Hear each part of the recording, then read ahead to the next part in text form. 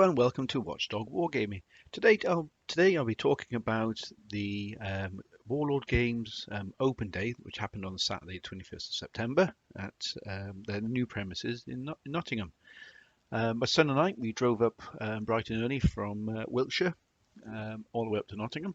I think it was about 2.5 hours drive, and eventually, following sat nav, we found their new premises. I must say, very impressive. So the big Warlord Games sign on the side of the building certainly gave it away. There was a large courtyard in the front, and there was a large sort of like pavilion. And I think in the pavilion um, there was chappies setting up. I think it was either a black powder or a pike and shot cold rose game. Seems to be lots of people wearing kilts on it, and that was well attended.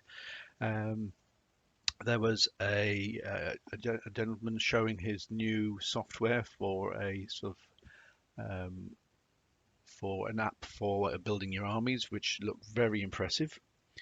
And also then there was an area where you could make and take, and I think they had the German World War II bolt action German figures on there that you could sort of make up one of the figures and take that away with you. And there was also definitely a Blood Red Skies game going, which was sort of like using the larger Airfix kit. And I'm trying to remember what the actual name was as well, but it's I think it was one of the Black Seas game as well. Again, it's watched all of these and they were amazing. So it must be their sort of studio models that they used. They were very, very good. We arrived there so early. I think we were actually probably one of the first people, non sort of Warlord Games people, to set up there. So we made use of the sort of the breakfast truck that was outside, and good strong cup of tea and a bacon butty whilst you were waiting for everybody to go in. And so the doors open at 10 o'clock, and we booked into the shop. They did the old COVID checks and everything else, just make sure your temperature wasn't running and sort of you weren't feeling unwell, and then we waited around. So yeah, 10 o'clock we managed to get on the first tour of the actual sort of the premises, and from the outside it looks like a very small building, but it's pretty much like the sort of like Doctor Who's TARDIS. Its looks can be deceptive. So again, all the Warlord Games people who were helping out, they couldn't do enough for you, and they were very welcoming, which is great.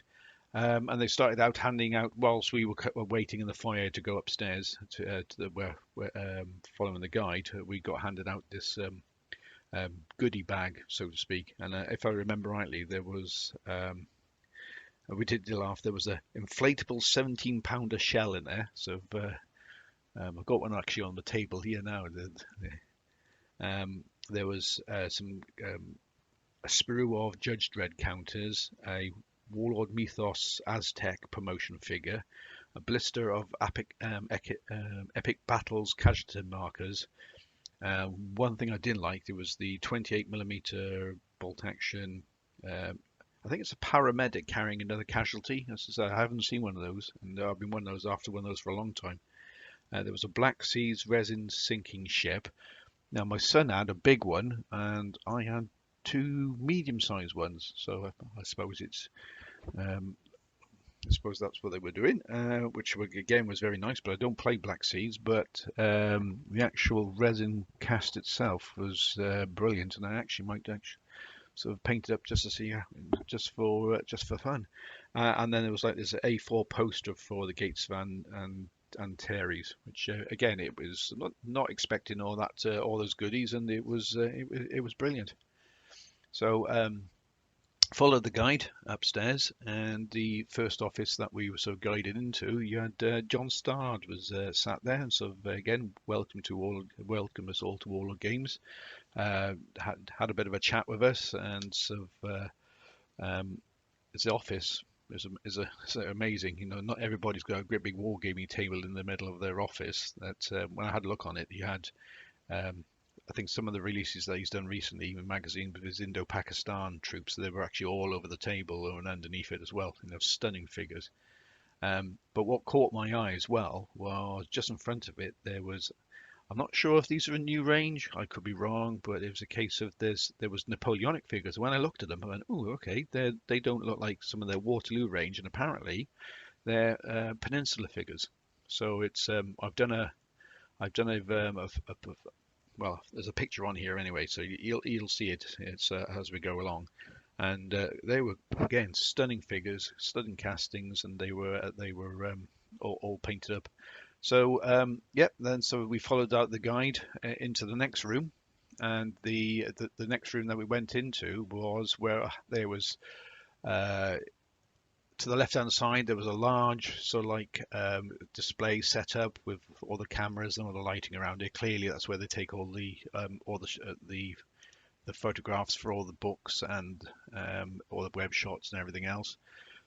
There was a gentleman, unfortunately, I didn't take who his names down, but happened to talking to him, and he, this is where you had his sculptures. So you had there was a chap I spoke to. He was making a duck, and he showed a duck as in the amphibious vehicle, not duck as in quack.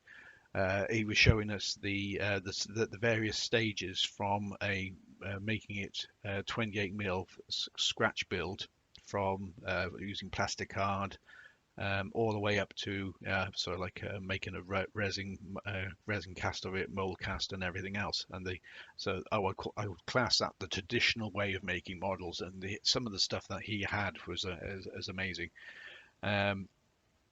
Unfortunately, some of the pictures I had haven't come out on that for some strange reason. But again, it was, and there was and on his table was a couple of the actual models that he's made with his time with Warlord Games.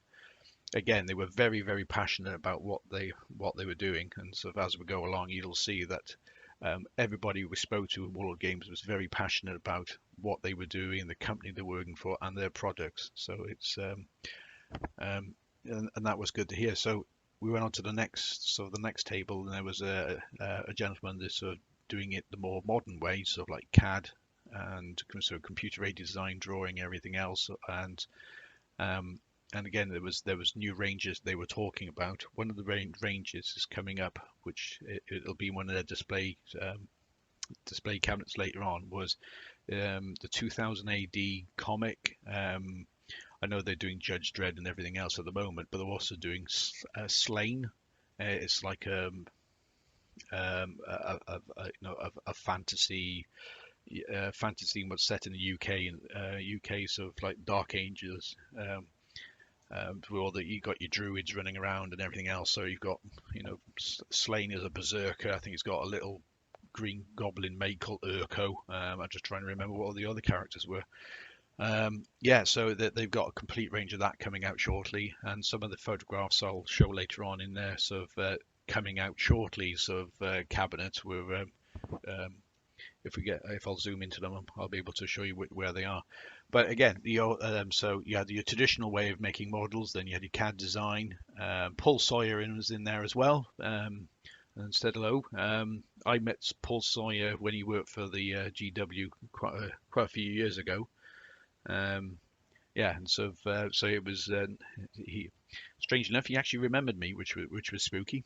And then right at the far end, you had some of their in-house painters as well. Again, they were painting all the different ranges. The painting is amazing, so it's where many of us probably aspire to actually get to that level of painting. It was well impressed. So they went through. Paul spoke about all the different processes, all the different people, and then it was basically a Q&A, and you can ask any of the people any questions. It was very good. And then so we were given a little bit of time to also have a look at the cabinets. So the first cabinets that we came across were the actual sort of all their models, models of all their ranges that they've currently painted. So it was sort of the first one I came across was all their bolt action 28 mil British. So you had all the infantry, all their new figures, the British and Commonwealth painted up. There was the typical Shermans, your Churchills, your Honeys or your Stuarts, your Beauforts. They even had was it a kangaroo as well, and also the dingo. That was great to see. And then sort of the next cabinet on, it was sort of like all the Romans, the Celts, and some of the judge figures and everything else. And there was also again with the Judge Dredd, there was the Clegs. And like my son said, what are the Clegs? I said, oh, well, 2000 AD, the mercenaries, they look like alligators and they get paid in meat. And he went, right, okay. And then they also had some of the new, but they look like ABC warriors, but they're actually sort of droids, sort of construction robots with big, huge sort of swing arms and everything else on them. Again, sort of, yeah, sort of very 2000 AD. And then there was when the next one I looked at was they had again some more of their rangers, more Shermans, Firefly, 17 pounder, and then sort of the K2 ambulance, sort of the Katies. So if you've ever watched that Ice Code in Alice, that's the sort of the K2 ambulance is actually in there. And then so onto there was their German range, and I noticed there's quite a few new Italian vehicles coming out. So again, just looking for on there as well. It was some of their German stuff. There was a lot of German stuff, to be honest, and it was a case of if again it goes back to if I could paint as well as they could, it would be brilliant. A lot of Russian stuff as well. So it's they went through all the different sort of all the different sort of nationalities they do. At the moment, my interest is in Korea, so I was looking at their Chinese and their North Korean range again. Sort of have a look at the pictures. Some of their sort of was it the BTR 40s and sort of Bedford trucks, or was Morris trucks they painted.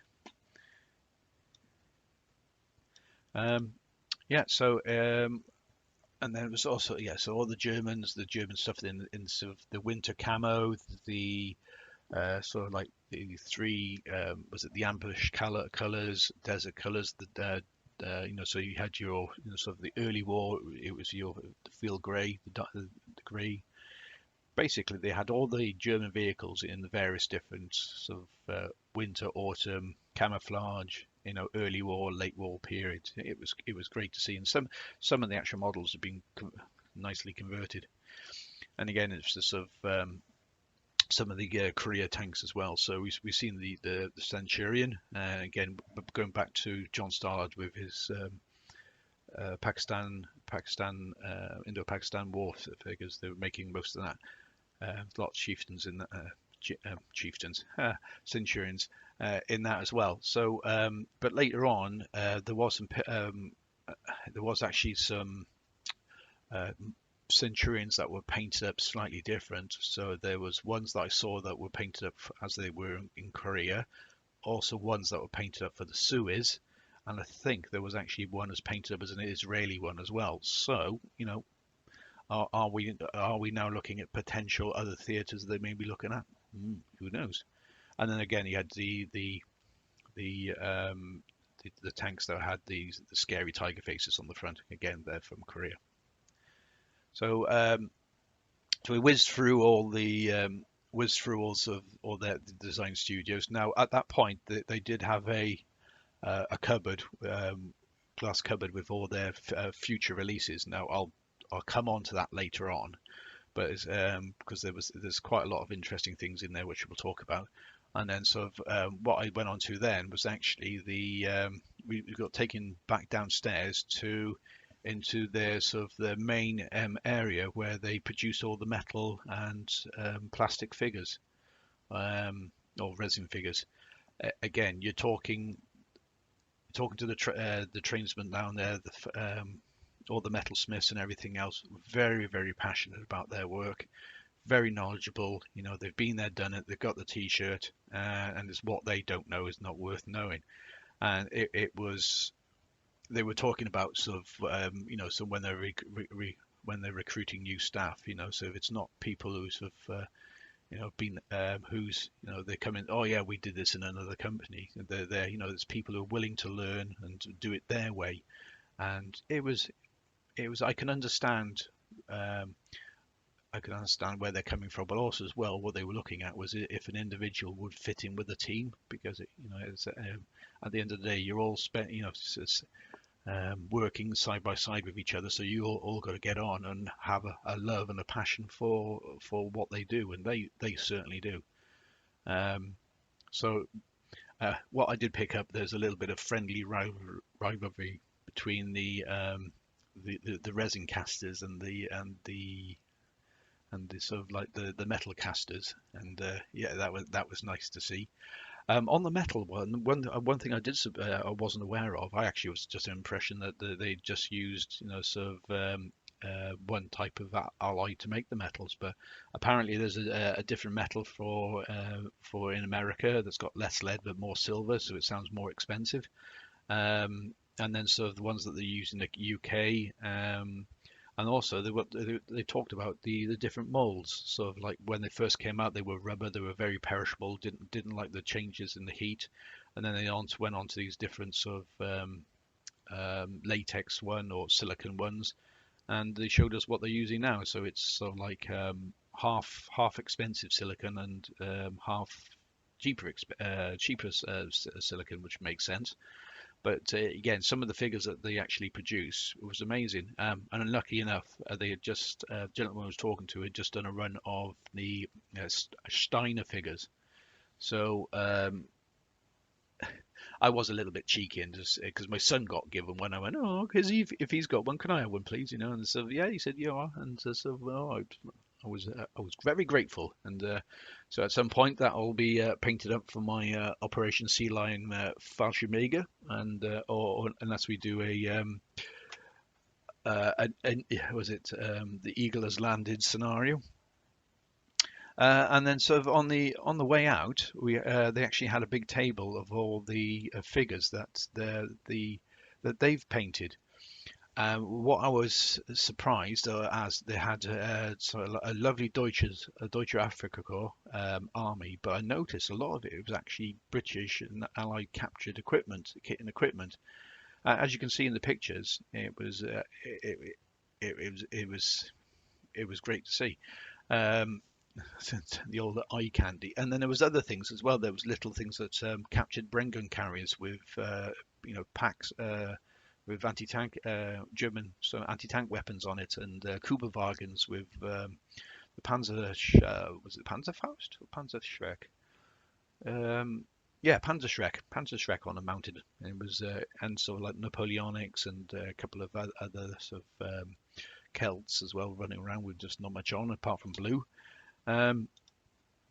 Yeah, so you can see in the pictures there's sort of what their sort of these must be their own personal figures, but again, it just showed the pride in what they were producing. What did make me chuckle as we're just on the way out, there was a sign on the. I actually thought it was a health and safety sign at first, but when you actually look at it, it actually says, "Our Napoleonic British and French troops are manufactured in separate rooms to avoid fights breaking out," which made me chuckle. Yeah, the picture's a little bit blurry, so yeah, probably other shakes. Yeah, and then sort of we went from out of the manufacturing area into their main warehouse, and it was just stacks and stacks and stacks of Warlord Games items. But I did actually notice products belonging to other companies as well. So it was quite it was a bit of an eye opener. And like I said, it's like a TARDIS. This place looks small from the outside, but when you go inside, it is huge. I felt like a kiddie in the sweet shop with some of these when we were talking. There was just blister packs of bolt action stuff everywhere, and then we went into another part of the warehouse, and so they were talking about where they send it all out and pack it, whether it's sort of going to shops or online if an order. Yeah, it was basically they were saying that they pack everything up. A big truck arrives on a daily basis. They shove everything in the back of the truck, and off it toddles and arrives at the shop at your house. Um, One thing I did make a beeline for, and I did ask him for, was so like in the blisters, you always get the a little card with it, this product's being packed by a person, whatever. I actually was sort of asked him about that. He said, "Oh, this room behind you. Can you see it?" And said, "Oh yeah, there's quite a few people in there, sort of uh, packing away to like a packing list of all the different things." And so I went in, said hello, and everything else. And again, it came across as a very pleasant place to work. They were concentrating on packing everything else to this packing list, but everybody stopped, said hello, and everything else, and it was a nice working atmosphere. Now, okay, so that's I'll go on to the shop. So the next bit we went into the shop. Now, what I'll do is I'll just pause here for a second, and then what I'll do is I'll go on to the things that I saw in there, what's coming out next area. So just bear with me a second.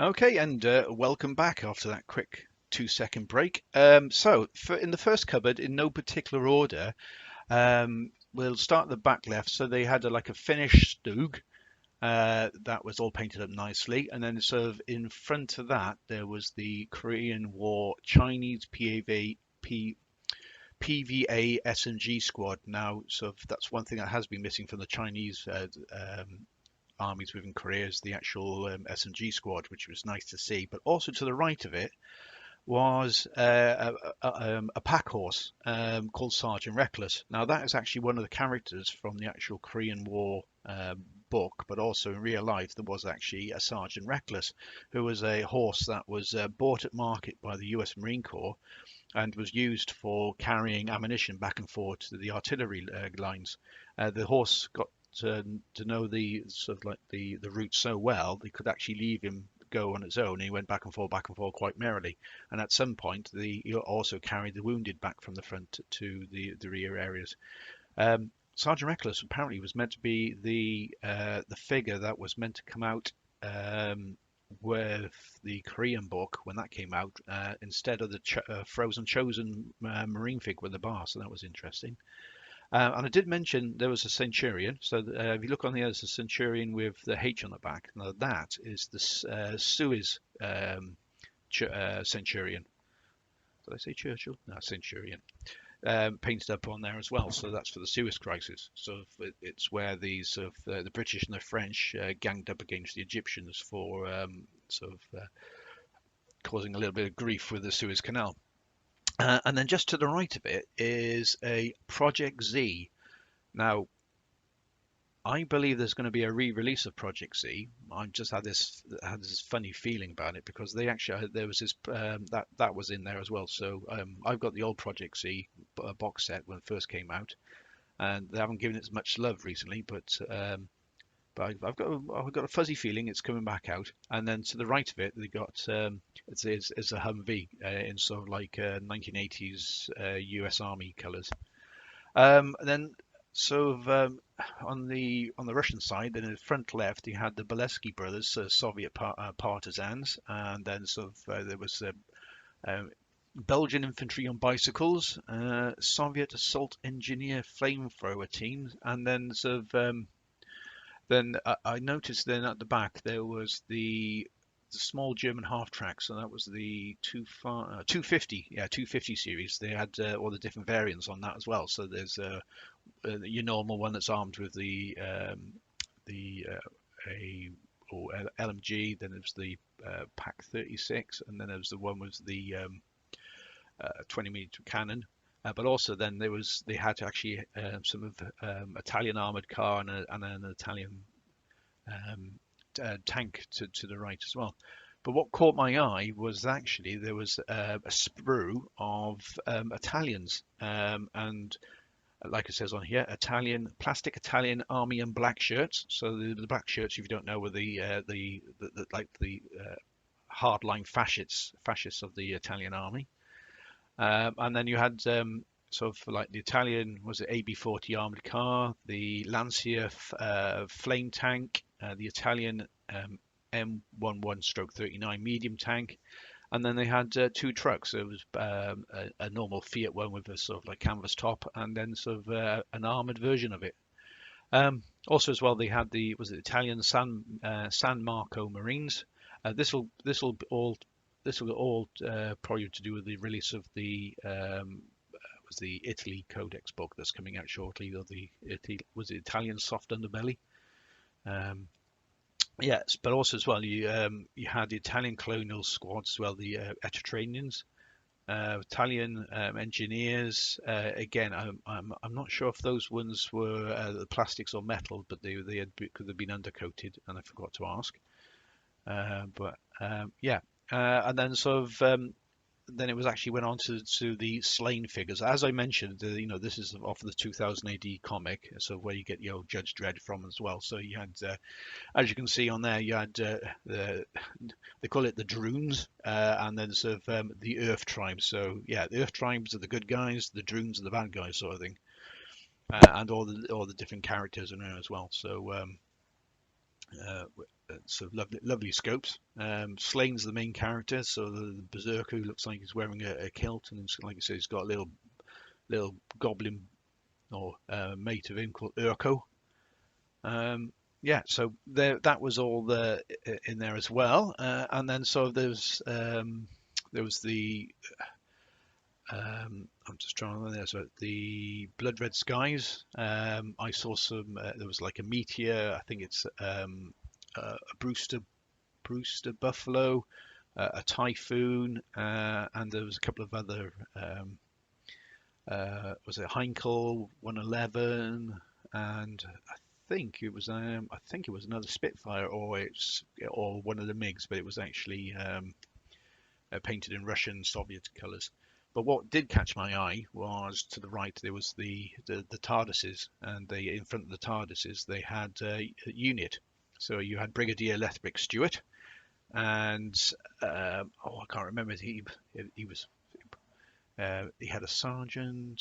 Oh, it'll come to me. But it's just, later on he went on to the RSM and everything else. But it's for units. So was it United Nations Intelligence Task Force?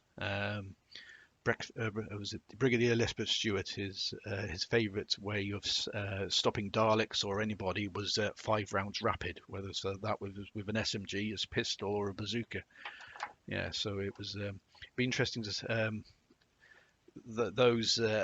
I can see those being used for bolt action at some point. So that would be quite interesting to see what people do with that. Right, let's see if I've move on just to make sure I haven't forgotten anything as well. There was as sort of oh, hang on a second.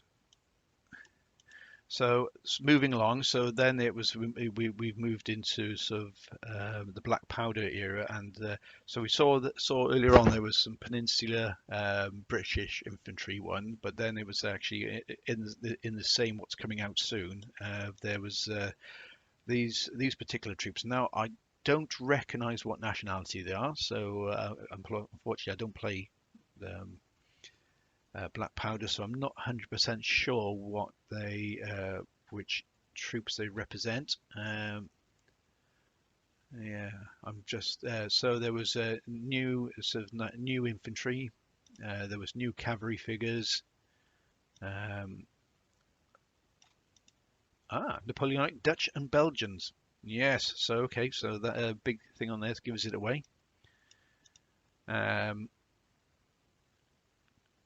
And at the back of this one it looks like American Civil War Zouaves.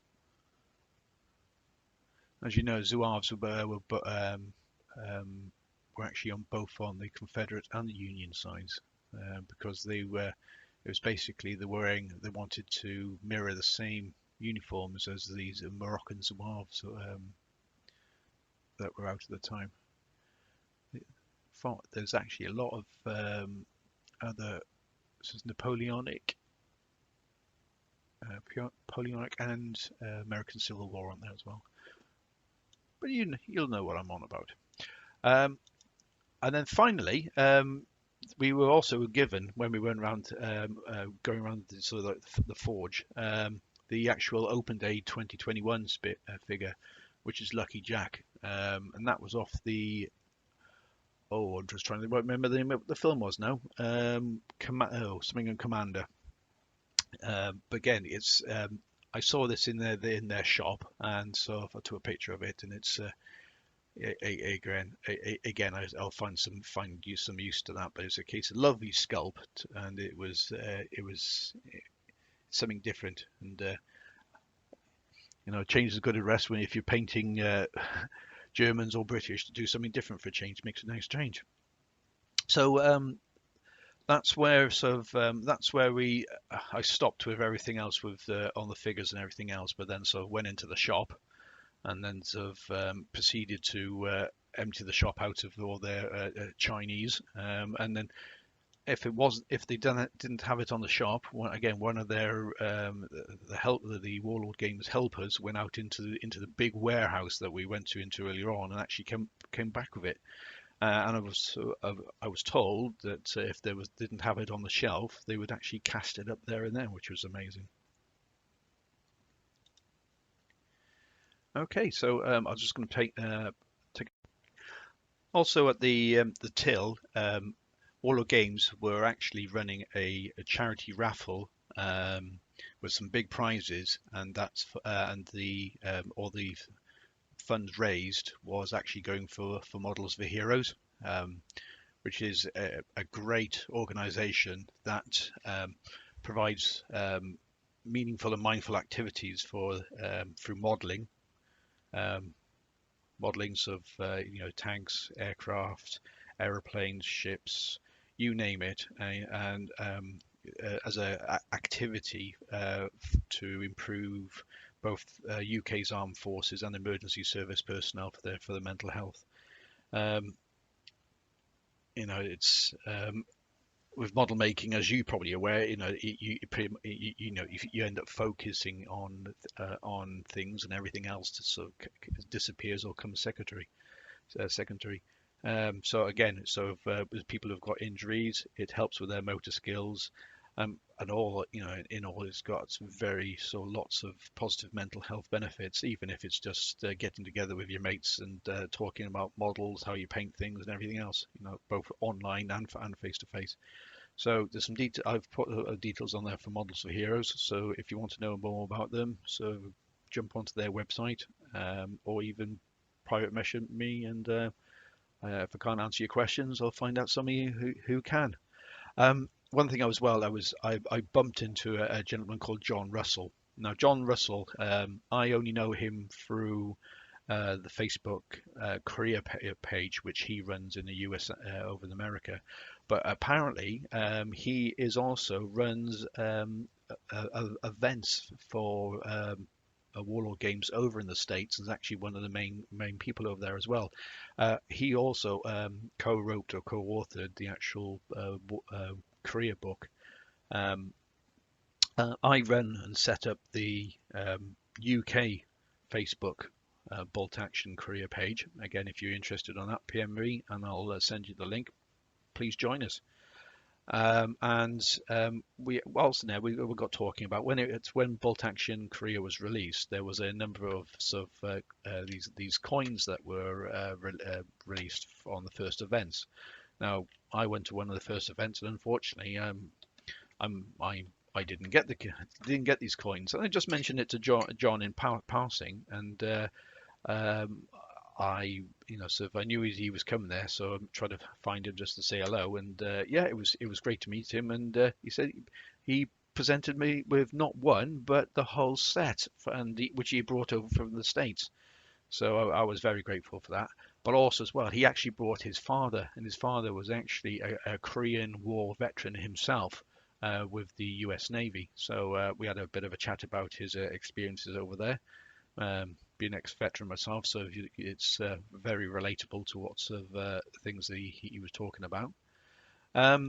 So that was a perfect end to the day. and all I can say it was if you ever get a chance to go and visit Warlord Games at the next one of their open days, please do so. You know, it's an amazing place. You get to meet some amazing people. Um, Warlord Games, every person I spoke to, you know, couldn't be more helpful.